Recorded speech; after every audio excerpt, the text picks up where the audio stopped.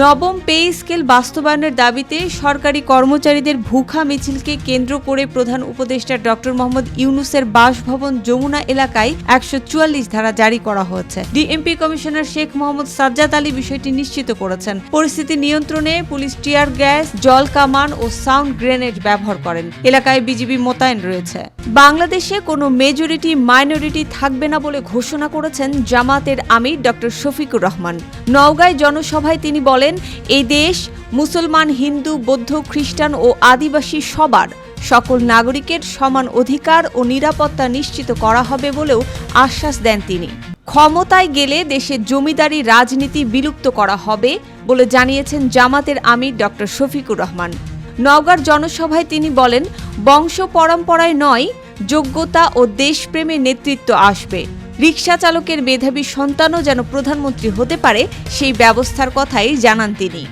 যুক্তরাষ্ট্রভিত্তিক সংবাদ মাধ্যম the diplomat বাংলাদেশের পরবর্তী প্রধানমন্ত্রী হিসেবে তারেক রহমানকে সম্ভাব্য প্রার্থী হিসেবে উল্লেখ করেছেন। প্রতিবেদনে বলা হচ্ছে, জনমত জরিপে বিএনপির সমর্থন প্রায় ৭০%। তারেক রহমান জেনজি প্রজন্মের সঙ্গে সংযুক্ত থেকে কর্মসংস্থান, শিক্ষা ও প্রযুক্তি অগ্রাধিকার দিচ্ছেন। বাংলাদেশকে টি-20 বিশ্বকাপ থেকে বাদ দেওয়ার প্রতিবাদে ভারতের বিরুদ্ধে ম্যাচ বয়কটের সিদ্ধান্ত নেয়ায় পাকিস্তানকে ধন্যবাদ জানিয়েছেন বাংলাদেশ যুব ও ক্রীড়া উপদেষ্টা আসিফ নজরুল। তিনি ফেসবুকে লিখেছেন, খেলায় রাজনীতি থাকা উচিত নয় এবং পাকিস্তানের পদক্ষেপ বাংলাদেশের পাশে দাঁড়ানোর স্পষ্ট বার্তা। ত্রয়োদশ জাতীয় সংসদ নির্বাচন ও গণভোট ১২ ফেব্রুয়ারি অনুষ্ঠিত হবে।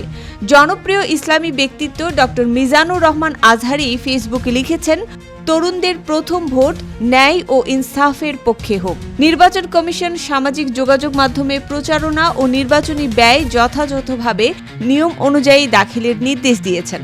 ঢাকা ১১ আসনের মনোনীত প্রার্থী নাহিদ ইসলাম বলেছেন, নির্বাচন তার জীবনের এক নতুন অভিজ্ঞতা। ভেরিফাইড ফেসবুক পোস্টে তিনি জানান, প্রচারণায় মানুষের ছোট ছোট উপহার ও ভালোবাসাই তার সবচেয়ে বড় অর্জন। হার জিতের ঊর্ধ্বে এই মানবিক সম্পর্কই রাজনীতির আসল শক্তি বলে মন্তব্য করেছেন তিনি। ত্রয়োদশ জাতীয় সংসদ নির্বাচন সামনে রেখে রোববার ঢাকায় পূর্ব নির্ধারিত কেন্দ্রীয় জনসভা বাতিল করেছে বিএনপি। শুক্রবার নয়াপল্টনে সংবাদ সম্মেলনে সিনিয়র যুগ্ম মহাসচিব রুহুল কবির রিজভী জানান, উত্তর ও দক্ষিণাঞ্চলে নির্বাচনী প্রচারণা জোরদার করতেই এই সিদ্ধান্ত নেওয়া হচ্ছে। ওই দিন তারেক রহমান বিভিন্ন এলাকায় সশরীরে জনসভায় অংশ নেবেন।